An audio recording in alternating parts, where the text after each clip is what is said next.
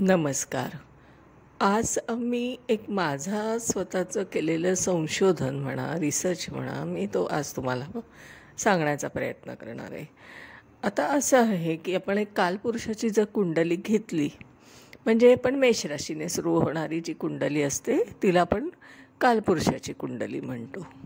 आता ह्या कालपुरुषाच्या कुंडलीमध्ये आपल्याला माहीत आहे की धर्म, अर्थ, काम आणि मोक्ष असे आपण 4 त्रिकोण जर कन्सिडर केले तर आपल्याला असं लक्षात येईल की काही ग्रहांची ॲथॉरिटी त्याच्यावर आहे. मी ग्रहांची ॲथॉरिटी असं का म्हणते, तर आपल्याला माहीत आहे की ग्रह हे काहीतरी अधिकार घेऊन असतात. अधिकार असतातच त्यांच्याकडे. आता ते अधिकार कोणत्या कोणत्या त्रिकोणावर कोणकोणते आहेत, आता आपण असं बघूया की गुरु जो आहे, गुरु हा सर्वात मोठा ग्रह आहे. आपल्या ज्याच्यामध्ये आपण त्याला जीवकारक म्हणतो, त्याचे अधिकार कुठे कुठं आहेत. जर कालपुरुषाची कुंडली आपण घेतली, कालपुरुषाची कुंडलीचा मी रेफरन्स अशासाठी देते कारण आपण प्रिडिक्शनमध्ये कालपुरुषाच्या कुंडलीचा पण विचार केला पाहिजे. हा एक ॲडिशनल पॉईंट मी तुम्हाला सांगते. आता आपण अर्थ धर्म त्रिकोणाचा विचार करू. धर्म त्रिकोण म्हणजे काय? प्रथम स्थान, पंचम स्थान आणि नवम स्थान. आता ह्या ज्या 3 स्थानाचा आपण जर त्याला धर्म त्रिकोण म्हटलो तर त्या धर्म त्रिकोणावर कोणाचा अधिकार आहे? तर पंचम स्थान म्हणजे जे काय पास्ट लाईफ आपण पूर्वसंचित पुण्यकर्म म्हणतो त्याच्यावर गुरुचा अधिकार आहे, कारण तो जीवाचा कारक आहे. तर जीवाचं जे काय कर्म आहे ना, पूर्वसंचित पुण्य पाप काय जे असेल ते जे बॅगेज असतं ना, ते 5th हाऊस असतं, म्हणजे पंचम स्थान असतं. त्याच्यावर सर्वस्वी अधिकार आहे ना, तो गुरुचा आहे. आणि नवम स्थानावर पण गुरुचा आहे, जो धर्मत्रिकोणातलं नवम स्थान आहे. तर नवम स्थानावर का? तर ते भाग्य आहे. कुणाचं भाग्य? तर ते जीवाचं भाग्य. म्हणून 5 आणि 9 पंचम स्थान आणि नवम स्थान हे जे धर्मत्रिकोणातले जे काय आहेत स्थानं, याच्यावर अधिकार गुरुचा आहे. आता आपण बघूया की अर्थ त्रिकोण. अर्थ त्रिकोण आपल्याला माहिती आहे, द्वितीय स्थान, षष्ठ स्थान आणि दशम स्थान. आता आपण बघूया की द्वितीय स्थान म्हणजे काय? तर धनस्थान. साहजिक आहे की आपल्याला कोशागर कोण आहे? कोशागर आहे आपला गुरु. आता गुरुने जर द्वितीय स्थानावर पण होल्ड ठेवला आहे, अधिकार आहे. द्वितीय स्थान हे धनस्थान आहे आणि दशमस्थानावर पण आहे, कारण तिथे कर्म आहे, त्या जीवाचं कर्म. आणि जीवाला जेव्हा जन्म घेतो तेव्हा या मटेरियलिस्टिक लाईफमध्ये त्याला धनाची गरज पडते. कारण ते धन हे काय आहे? पैसा हे काय आहे? तर हे एक माध्यम आहे जगण्याचं. या पृथ्वीवर जर आपल्याला जगायचं असेल तर आपल्याला अर्थ म्हणजे आपल्याला पैसा हा महत्त्वाचा आहे, म्हणजेच धन महत्त्वाचं आहे. कारण ते एक चलन आहे आपल्या जीवनात करण्याचं. कारण आपण बार्टर सिस्टीममध्ये आहोत ना. आपण पूर्वी जेव्हा बार्टर सिस्टीममध्ये होतो तेव्हा वस्तूचं विनिमय करत होतो, एकमेकाला आपण केलेल्या वस्तू देत होतो.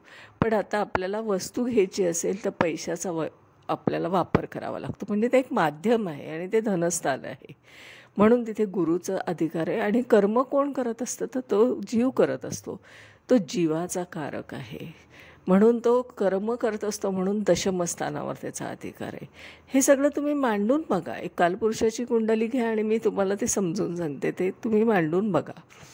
आणि आता आपण बघूया की कामत्रिकोणावर कुठे अधिकार आहे त्याचा. तर कामत्रिकोणावर लाभस्थानावर त्याचा अधिकार आहे. लाभ जो काय आहे तो सगळा गुरुच्या अधिपत्याखाली आहे. आता आपण बघा, प्रथम ते लाभ हे जे काय 11 घरं आहेत, स्थानं आहेत, ही जीवाच्या अधिपत्याखाली येतात. जीवकारक गुरुच्या अधिपत्याखाली येतात. आणि फक्त मोक्षस्थान त्याच्या ताब्यात नाही आहे. मोक्षावर त्याचा पूर्ण अधिकार त्याने सोडून दिला आहे. मोक्ष का नाही? तर त्या जीवाला मोक्ष घेण्याची इच्छाच नाही आहे. कारण आपण बघा, आपल्या पण लाईफमध्ये आपण विचार करतो की मला मृत्यू नको आहे, मला असंच जगायचं आहे. मोक्षाचा विचार कुणी करतच नाही. आणि मोक्ष कुणाला हवा आहे? कुणालाच नको आहे, कारण आपल्याला एक्झिट व्हायचंच नाही आहे.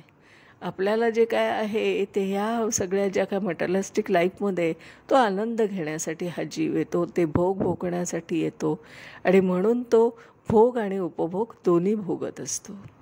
तर ह्या सगळ्या याचा जी कन्सेप्ट आहे त्यामुळे त्याचा मोक्षस्थानावर त्याचा अधिकार नाही. मोक्षस्थान कोणते आहे तर चतुर्थ स्थान, अष्टम स्थान आणि 12वं स्थान व्ययस्थान, याच्यावर त्याचा अधिकार नाही. मग त्याचा अधिकार कुठपर्यंत आहे तर तो जन्माला येतो प्रथम स्थानात आणि सगळं उपभोगून झाल्यावर लाभ हे त्याचं शेवटचं स्टेशन आहे, शेवटचं स्थान आहे. तो व्ययस्थानावर अधिकार गाजवू शकत नाही, अधिपत्य नाही, कारण ते आहे शनीच्या अधिपत्याखाली. शनी काय आहे? मोक्षाचा कारक आहे, कर्माचा कारक आहे. आणि हे सगळं जे आपण जे आपलं म्हणतो ना कर्मा थिअरी, हे सगळं ज्योतिषशास्त्राचा पाया आहे. कर्मा थिअरीवरच ज्योतिषशास्त्र अवलंबून आहे, कारण आपण काय कल्पना करतो आहे की त्या जीवाने केलेलं कर्म, मागच्या अनेक जन्मातलं कर्म हे आत्ता तो भोगायला आणि उपभोगायला येत असतो. भोग म्हणजे काय? आपल्याला जो होतो तो त्रास, आणि उपभोग म्हणजे काय? आपल्याला जी लक्झुरी, आपल्याला जी लाईफ मिळतं, आनंद मिळतो, ते उपभोग. म्हणजे भोग आणि उपभोग याच्यासाठी तो जन्माला येतो. हे कर्माचा सिद्धांत आहे. आणि जीवाचा कारक जो आहे त्याला आपण गुरु म्हणतो. त्याचं अधिकार हा प्रथम स्थानापासून ते लाभस्थानापर्यंत आहे. व्ययस्थान हे शनीच्या अधिपत्याखाली येतं. आता आपण विचार करा की मी ग्रहाची दृष्टी ॲडिशनल पॉवर असं का म्हणते. ॲडिशनल पॉवर का? तर सगळ्या ग्रहांना 7वी दृष्टी आहे, पण गुरुला मात्र 2 दृष्ट्या जास्त दिलेल्या आहेत. गुरुला पण दिलं आहे, शनीला पण दिलं आहे आणि मंगळालाही दिलं आहे. असं का? मग बाकीच्या ग्रहांना का नाही? तर याचा अर्थ असा आहे की गुरु हा जीवाचा कारक आहे. त्या जीवाचं त्याला कर्म करायचं असतं, त्याला जास्त अधिकार द्यावे लागणार, कारण त्या जीवाला जास्त अधिकार असेल तरच तो या पृथ्वीवर शांतपणे जगू शकणार आहे, किंवा त्याला तिचे जे काय आहे बॅगेज घेऊन आलेला आहे पास्ट लाईफचा, त्याला काहीतरी करावं, त्याचं काहीतरी त्याला अधिकार असणार आहे. हे सगळं जर आपण कर्मा थिअरीप्रमाणे विचार केला ना तर जीव हा काय आहे हे आपल्याला कळतं. आता आपण बघूया की ग्रह हा जो गुरुग्रह आहे हा कुठल्या कुठल्या स्थानांवर अधिकार गाजवत आहे त्याचा. जर आपण अर्थ धर्म काम आणि मोक्ष अशा जर 4 आपण त्रिकोणाचा विचार केला तर आपल्याला कळलं आहे की फक्त तो मोक्षस्थानावर अधिकार गाजवत नाही आहे, त्याचा अधिकार नाही आहे, म्हणजे अधिपत्य तो नाही, त्याचे डिसिजन तो घेऊ शकत नाही, म्हणजे तो चतुर्थ स्थान, अष्टम स्थान आणि व्ययस्थान यावर त्याचा अधिकार नाही. मग उरलेले किती? जर 3 स्थानं सोडली 12पैकी तर मग उरतात किती? आपण जर 12 स्थानातून 3 काढून टाकले तर अर्थातच 9. आता मग ते आपण 9 3 12 असं आहे. तर 9 स्थानांवर त्याचा आहे ना अधिकार. 9 आणि 5 असं तो त्याचं स्थान पण नाही. तर तो कुठे कुठे अधिकार आहे त्याचा तर ते सांगते. पंचम, नवम, दशम आणि लाभ या स्थानांवर त्याचा पूर्णपणे अधिकार आहे. द्वितीय पण आहे त्याच्यात. द्वितीय, पंचम, नवम, दशम आणि लाभ या स्थानांवर त्याचा पूर्ण अथॉरिटी आहे. आता हे आपल्याला प्रिडिक्शनमध्ये दिसत असतं. आपण हा जर नवीन विचार केला ना तर लक्षात येईल. आता मी असं का म्हणते बघा, गुरु, शनी आणि मंगळ यांनाच अधिकार का, असा माझा प्रश्न आहे. हा माझा संशोधनाचा विषय. कारण तुम्ही विचार करा, ते हे 3 ग्रह धरले आणि त्यांच्या 3 दृष्टी आहे, प्रत्येकाला ॲडिशनल पॉवर आहे. आता 3 3 म्हणजे 9, 9 3 12, 12 घरांवर कुणाचं राज्य आहे तर शनी, मंगळ आणि गुरु तिघांचंच राज्य आहे, कारण त्यांना ॲडिशनल पॉवर दिली. बरं, मग ॲडिशनल पॉवर अशी का देण्यात आली असेल तर आपल्याला माहीत आहे की आपण पृथ्वी म्हणजे काय तर भूमीचा कारक कोण तर मंगळ, म्हणून मंगळाला ॲडिशनल पॉवर. या पृथ्वीवर जन्म कोण घेणार आहे तर गुरु, मग गुरुला ॲडिशनल पॉवर आहे. आणि ह्या पृथ्वीवर येऊन कर्म कोण करणार आहे? तर शनी, शनीच्या माध्यमातून. तर शनीला पण ॲडिशनल पॉवर आहे, म्हणून 3 ग्रहांना ॲडिशनल पॉवर आहे. म्हणजे दृष्टी आहे. इतर ग्रहांना फक्त 7वी दृष्टी आहे. बघा, हा विचार करा तुम्ही की कर्माच्या सिद्धांतामधून हा व्यक्त होतो आहे. माझ्या कर्माचा सिद्धांतावर आधारित हे ज्योतिषशास्त्र आहे. आणि खरं सांगू का, आपण हा असा विचार कधीच करत नाही. आपल्याला कधीही वाटत नाही की ह्या प्रश्नाचं उत्तर काय असू शकतं, असं का दिलं, याच ग्रहांना का 3 ग्रहांना दिलं गेलं, बाकीच्या ग्रहांना का नाही दिलं गेलं. आता ह्या सगळ्याचा विचार केला तर शनीचा मी विचार सांगते तुम्हाला. शनीचा अधिकार कोणत्या ह्याच्यावर नाही. तर शनी हा धर्मत्रिकोणावर अधिकार गाजवू शकत नाही. म्हणजे प्रथम स्थान, पंचम स्थान आणि नवम स्थान, त्याचा अधिकार अजिबात नाही. कामत्रिकोणावर म्हणजे डिझायरवर पण तो करत नाही. डिझायर म्हणजे काय? आपलं स्वप्न, त्याच्यावर पण त्याचा अधिकार नाही. म्हणजे तृतीय स्थान, सप्तम स्थान आणि लाभस्थान, ह्याच्यावर पण त्याचा नाही. आता धर्म त्याच्या अंडर नाही, कामही त्याच्या नाही, म्हणजे डिझायर. तर मग राहिलंच काय? तर अर्थखातं राहिलं एक आणि मोक्षाचं खातं राहिलं. आता अर्थखात्यामध्ये 6ष्ठ स्थान म्हणजे त्रिकस्थानं त्याच्या ताब्यात आहे. बघा, शनी 6, 8, 12, 6ष्ठ स्थान, अष्टम स्थान आणि व्ययस्थान आणि दशमस्थान या ठिकाणी ॲथोराईज आहे. त्याच्या दृष्टी तुम्ही लावून बघा, तुमच्या लक्षात येईल की शनीची दृष्टी कुठे कुठे पडते. कारण 3, 7, 10 अशी दृष्टी आहे. गुरुची 5 आणि 9 ॲडिशनल आहे. आणि आपण बघतो त्याची 7वी दृष्टी तर आहेच. मग आता आपण असा विचार करूया की जर शनीच्या जर आपण स्थानं घेतली, त्रिकस्थानांमध्ये शनी लिहिला आणि दशम स्थानात ॲडिशनल एकदा लिहिला, असा 4 स्थानांमध्ये शनी लिहिला आणि तिथून तर 3, 7, 10 अशा दृष्टी लावल्या, तर आपल्याला असं दिसेल की त्याने प्रथम स्थान आणि लाभस्थान याच्यावर अधिकार ठेवलेला नाही. तुम्ही दृष्टी लावून बघा, एक डायग्राम काढा आणि त्याच्यावर तुम्ही हे सगळं लिहून बघा. तुमच्या लक्षात येईल की त्याला प्रथम आणि लाभस्थान मिळालेलं नाही ॲथोराईज म्हणून. का बरं नसेल मिळालं? तर त्याला जन्म देण्याचा अधिकार नाही, तो मोक्षाचा कारक आहे. त्याला जन्म कसा देता येणार? जन्म देणारा कोण आहे? जन्म देणारा हा ग्रह आहे आपला गुरु.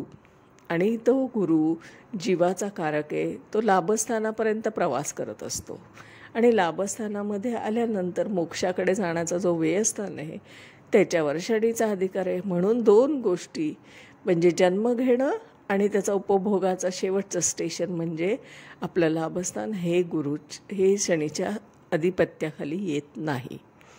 मग तिसरा ग्रह कोणता आहे ज्याला ॲडिशनल पॉवर आहे, जास्त दृष्टी आहे? तो म्हणजे मंगळ. मंगळ हा तृतीय स्थान म्हणजे डिझायर म्हणजे कामत्रिकोण आणि 6ष्ठ स्थान म्हणजे एक जे काय त्रिकस्थान आहे त्याच्यावर अधिकार आहे. त्या 2 स्थानांवर त्याचा अधिकार आहे. आणि तो का आहे? तर आपल्याला प्रत्येक गोष्ट करताना मंगळ लागतो. कारण मंगळ काय? एनर्जी आहे. आपण असा मंगळाला दोष वगैरे असं नाही म्हणायला पाहिजे.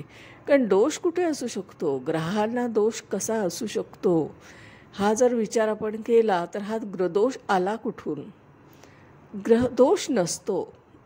बघा, तृतीय स्थानावर जर मंगळाचा अधिकार आहे आणि तृतीय स्थान हे कृतीचं स्थान आहे. डिझायर फुलफिल करण्यासाठी, आपले स्वप्नपूर्ती करण्यासाठी आपल्याला प्रयत्न तर करावेच लागणार आहे. मग प्रयत्न करण्याचं स्थान कुठलं आहे? तृतीय स्थान.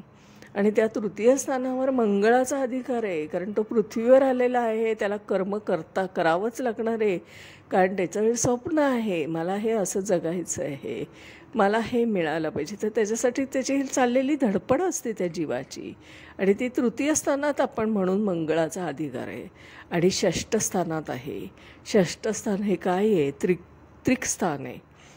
त्रिकस्थान आहे म्हणजे काय? तर तिथे आपण असा विचार करतो त्या स्थानातून रोग, रिपू, ऋण. आता या सगळ्याला झगडावंच लागतं ना माणसाला. आता रोग झाला तर त्याच्यातून आपल्याला हिलिंग करण्यासाठी आपल्याला एनर्जी पाहिजे. आपल्याला प्रतिस्पर्धी आला तर त्याला त्याला हरवण्यासाठी आपल्यामध्ये एनर्जी पाहिजे. आपल्याला एखादा जॉब करायचा असेल तर जॉबसाठी जाण्यासाठी एनर्जी पाहिजे. एनर्जी स्रोत हा कोणाच्या अंडर आहे तर मंगळाच्या. आणि मंगळ हा काय आहे, षष्ठ स्थानाचा कारक आहे. आत्ता तुम्ही हे 2 स्थानं जर तिथे मांडला कालपुरुषाच्या कुंडलीत आणि त्याची दृष्टी बघितलीत तर तो कुठे कुठे पोचतोय ते बघा. आणि हा सगळा तीन ग्रहांनाच का जास्त दृष्टी दिलेली आहे. ॲडिशनल पॉवर, अथॉरिटी आहे ती त्यांची, अथॉरिटी, ॲडिशनल पॉवर द्यावी लागली. कारण पृथ्वीवर घेतला आहे जन्म म्हणून भूमीचा कारक मंगळ, आणि त्या जीवाने जन्म घेतला आहे म्हणून गुरु, आणि गुरु हा जीवाचा कारक, त्याला पण ॲडिशनल पॉवर, आणि त्याला ते कर्म करावं लागतं म्हणून शनीला सुद्धा ॲडिशनल पॉवर म्हणजे जास्त दृष्टी दिलेली आहे. हा असा विचार त्याच्या मागे आहे. कर्माचा सिद्धांतावर मी खूप बोलणार आहे, कारण मला कर्माच्या सिद्धांतावरच हे ज्योतिषशास्त्र पूर्णपणे अवलंबून आहे हे मला माहिती आहे. कारण तुम्ही नेहमी प्रिडिक्शन करताना जर 5th हाऊस बघितलं ना तर तुम्हाला लक्षात येतं की ही व्यक्ती काय कर्म घेऊन आली आहे मागच्या जन्माचं, आणि ते तिला काय करायचं आहे या जन्मात, हे सगळं आपल्याला तिथे दिसतं. आता मी अजून एक विषयावर जरा बोलते, कारण हा मला कायम वारंवार खटकतो. कारण असं आहे की माझा ज्योतिषशास्त्रावर विश्वास नाही असे म्हणणारे बरेच जण असतात, आणि जे म्हणतात ना ते हळूच जाऊन कधीतरी गुपचूप कुणाला कळत ही पत्रिका बघतात, जातात ज्योतिषाकडे जातात. आता माझा असा अनुभव आहे की मी जेव्हा कन्सल्टिंग करते तेव्हा मी त्यांना सांगते की तुम्हाला काही व्यक्त करायचं असेल माझं कन्सल्टिंग सर्व्हिस तर तुम्ही गुगलवर जा आणि तुमच्या प्रतिक्रिया नोंदवा. तुम्हाला जर वाटत असेल की माझी ही जी आहेत हे माझं म्हणणं तुम्हाला पटलं आहे, किंवा तुमची प्रतिक्रिया जी काही चांगली असो वाईट असो तुम्हाला जे वाटतं आहे ते तुम्ही त्या गुगलवर जाऊन रिव्ह्यूवर लिहा असे मी त्यांना विनंती करते. पण बहुतांश लोक हे आपल्या कन्सल्टिंगमध्ये करून झाल्यावर कधीच प्रतिक्रिया नोंदवत नाहीत. याचं कारण असं आहे की त्यांना हे समाजाला सांगायचंच नाही आहे की आम्ही ज्योतिषावर विश्वास ठेवतो आहे. तुम्ही ज्योतिषशास्त्रावर विश्वास ठेवा अथवा नका ठेवू, ज्योतिषशास्त्राला काही फरक पडणार नाही, कारण तो अनादी काळापासून चालत आला आहे आणि पुढेही चालत राहणार आहे. हा कधीही न संपणारा विषय आहे. त्यामुळे तुमच्या विश्वास ठेवण्याने न ठेवण्याने ज्योतिषशास्त्राला काडी मात्र फरक पडणार नाही आहे, कारण ते एक वेदांग आहे आणि त्या वेदांगाला काहीही आपण असं म्हणू शकत नाही की माझा याच्यावर विश्वास नाही. आता मला एक उदाहरण असं द्यायचं आहे की आपण श्वास घेतो आहे की नाही, मग आपण हवा आतमध्ये घेतो आणि आपल्याला हवा दिसतच नाही आहे. मग दिसत नाही म्हणजे ती अमान्य आहे का आपल्याला? आपल्याला हवा दिसत नाही पण ती जाणवते. आपल्याला नाकासमोर जर तुम्ही हात ठेवला तर श्वासोच्छ्वास होताना आपल्याला कळतो. मग आपण हवा अमान्य करतोय का? हवा अमान्य करताच येत नाही, कारण आपला त्याच्यावर श्वास चालू आहे पण ती दिसत नाही ना. तसंच हे आपल्याला ज्योतिषशास्त्र आहे. ज्योतिषशास्त्रामध्ये आपल्याला जरी दिसत नसलं तरी त्या ग्रहांचा परिणाम आपल्यावर होत असतो. कारण आपण सूर्य आणि चंद्र बघतो, ते आपल्याला दिसतात, आकाशात आपल्याला दिसत असतात. कारण सूर्योदय होतो, अस्त होतो, हे सगळं आपण बघत असतो. चंद्र येतोय, उगवतोय, पौर्णिमा होते, सगळं आपल्याला आकाशात हे सगळं दृश्य दिसत असतं. म्हणून आपण ते 2 ग्रह मान्य करतोय. आणि बुध पण आपल्याला दिसत असतो, कधी कधी गुरु दिसत असतो. आकाशामध्ये आपल्याला हे 4 ग्रह मॅक्स टू मॅक्स दिसत असतात. बुधसुद्धा पहाटे जर तुम्ही बघितलं ना तर तुम्हाला दिसतो तो एक बारीकसा. आणि आकाशामध्ये गुरु पण आपल्याला दिसत असतो. पण आपल्याला बाकीचे ग्रह दिसत नाही म्हणजे आपल्याला ते अमान्य करायचे आहेत का? मग हवाच आपण अमान्य का नाही करत आहे? हवा दिसत नाही ती आहे. तसंच ग्रह पण दिसत नसले जे दूरवर आहेत आपल्या पृथ्वीवरून आपल्या डोळ्याला दिसत नाही, कारण आपल्या दृष्टीची ती कपॅसिटी नाही, आपल्याला दुर्बीण घ्यायला लागते.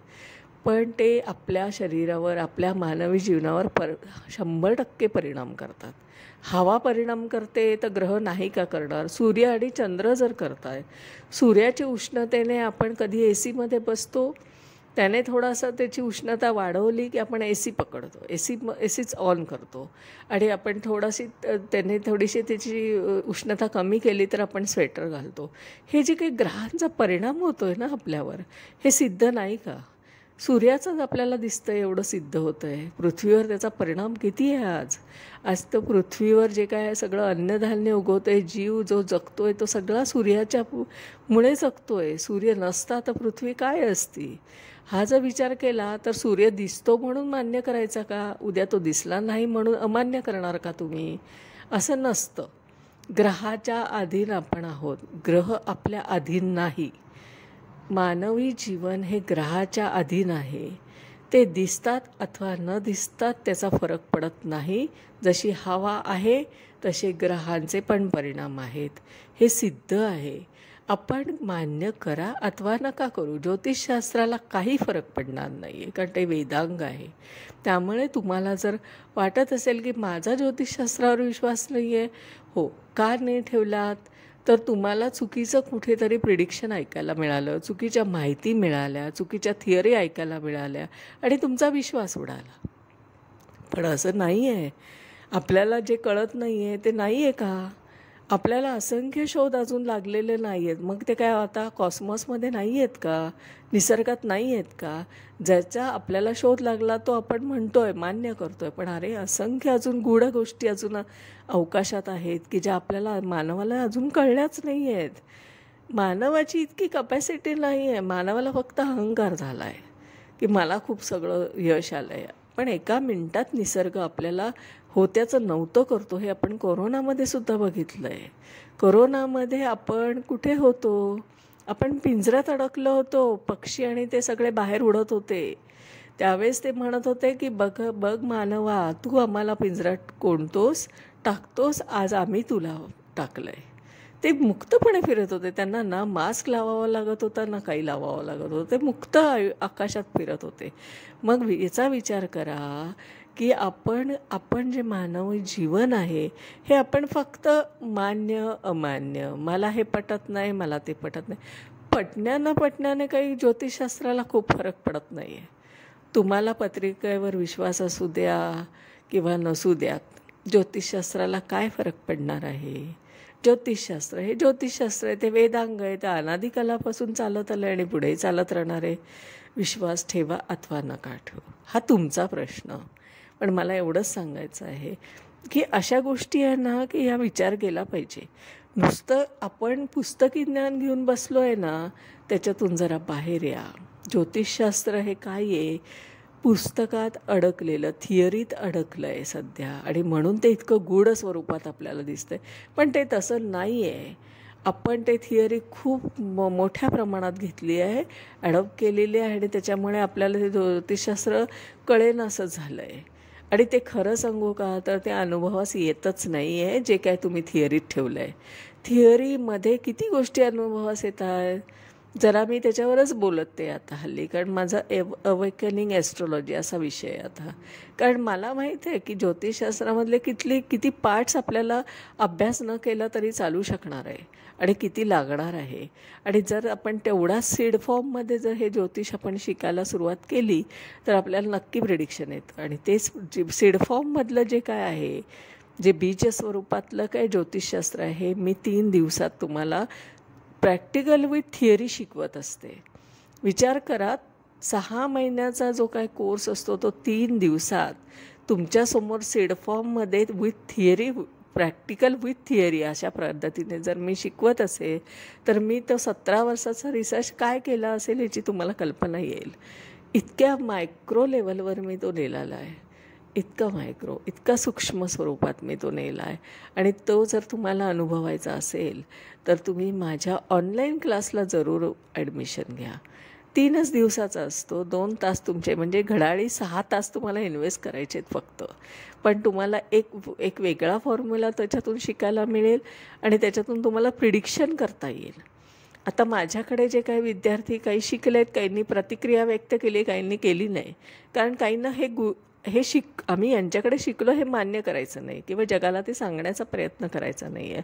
किंवा ती कदाचित त्यांच्या मनात ती अशी अशी भावना असेल की का मी माझ्या गुरुचं नाव घ्यायचं आहे, मी का कुणाकडून शिकलो म्हणून सांगायचं आहे. मला तर माझ्या गुरूंचं नाव घ्यायला कुठेही काही वाटत नाही. मी स्पष्टपणे सांगत असते, लिखित स्वरूपात सांगत असते.